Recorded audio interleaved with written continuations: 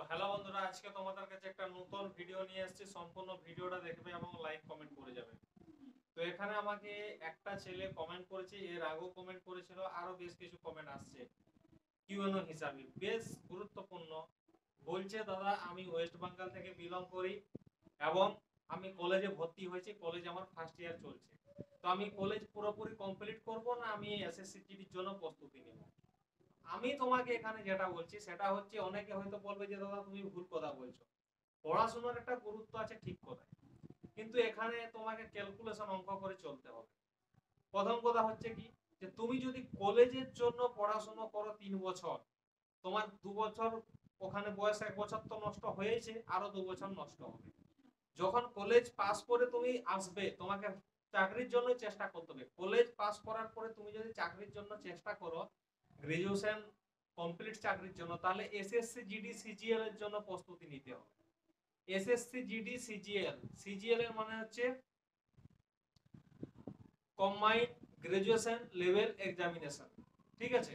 আর GD মানে হচ্ছে general degree. সিজিএলটা গ্রাজুয়েশনের, আর জিডিটা হচ্ছে মাধ্যমিক উচ্চ মাধ্যমিক পাশে। এরপর তুমি যদি বলো যে আমি কলেজ পাস করে জিডির জন্য ফর্ম ফিল আপ করবো, তাহলে তোমার এটা পুরোটাই বোকার কাজ। তাহলে তোমার কলেজ পড়ার কোনো মানে হয় না। উচ্চ মাধ্যমিকের পরে তুমি জিডির করতে পারছো, প্লাস তুমি যদি সেই কলেজ করে আর জিডিটা পড়লে তাহলে তোমার বয়স নষ্ট হলো। এটাই হচ্ছে মেন কথা। যদি কলেজ কমপ্লিট করবে তাহলে তুমি সিজিএল এর জন্য করবে, এটা মনে রাখবে। জিডির জন্য করে লাভ নেই। আর আমাদের বেঙ্গলের ছেলেদের কলেজ কমপ্লিট করে সিজিএল এর চাকরি পায় না, তার কারণটা বলে দিচ্ছি। আমরা বাংলায় পড়াশোনা করেছি, ইংলিশ সবার কিন্তু ভালো না, ঠিক আছে। নিজের নাম ঠিকানার বাইরে কিছু পড়তে দিলে পড়তে পারে না, এরকম অনেক ছেলে আছে, লজ্জার কিছু না। তো এখানে তুমি যখন সিজিএল এর জন্য করতে যাবে, যতই চেষ্টা করো তুমি পারবে না।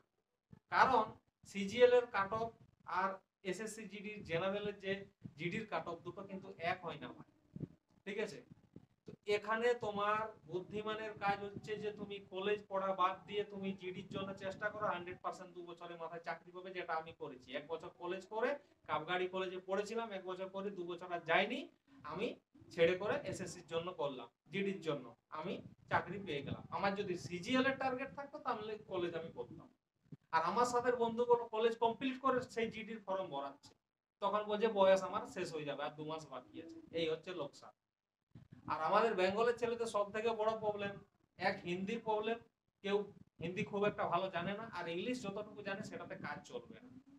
তার জন্য যদি তুমি বলো যে আমি চাকরি করব বা চাকরি আমার দরকার, তাহলে জিডির জন্য ভরো, সিজিএল এর থেকে অনেক সহজে এক্সাম পাস করতে পারবে, শুধু কষ্ট করতে হবে।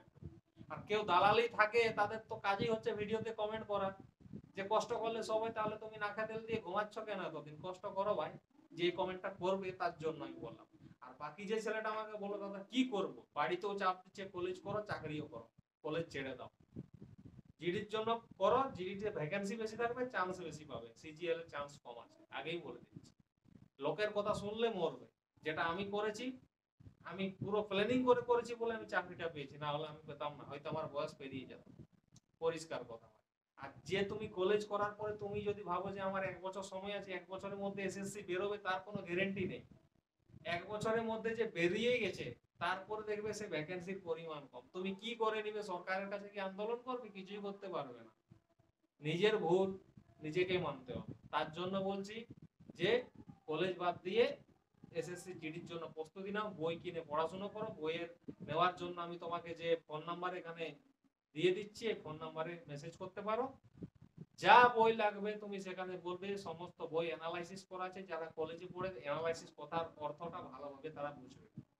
তোমরা অর্ডার করতে পারো নিশ্চিন্ত ভাবে, আমাকে ভরসা করে।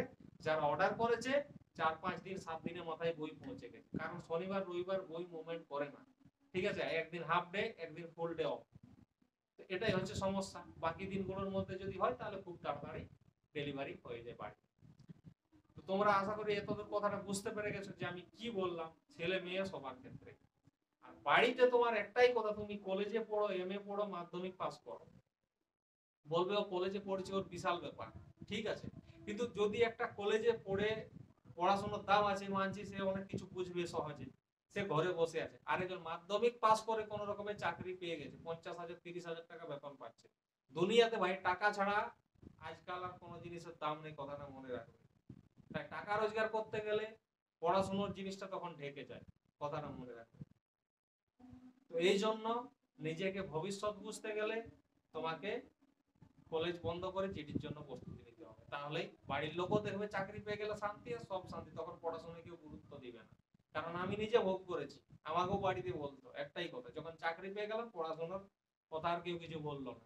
এখন আমার সাথে গ্রাজুয়েশন করে ঘরে বসে আছে অনেক ছেলে আছে, আমি খারাপ বলছি না, কিন্তু তাদের একটাই ভুল, তারা নিজের শুধু পড়াশোনাটাই করে গেছে, সেটাকে কোথায় কাজে লাগাবে সেটা গুরুত্ব দেয়। আমি উচ্চ মাধ্যমিক পাস করে চাকরি পেয়েছি, কেউ গ্রাজুয়েশন করে চাকরি পেয়েছে। সে আমার সাথে যদি কম্পিটিশনে বলে যে তুই কত নাম্বার পেয়েছিস, 40 45 পেয়েছিস, আমরা তো 60 70 পেয়েছি, ভাই তোর মতন বোকা তাহলে তো দুনিয়াতে অনেক আছে। তার কারণ তুই গ্রাজুয়েশন করে মাধ্যমিকের ফর্ম ভরেছিস, আর আমি উচ্চ মাধ্যমিক করে আমি উচ্চ মাধ্যমিকের ফর্ম ভরেছি।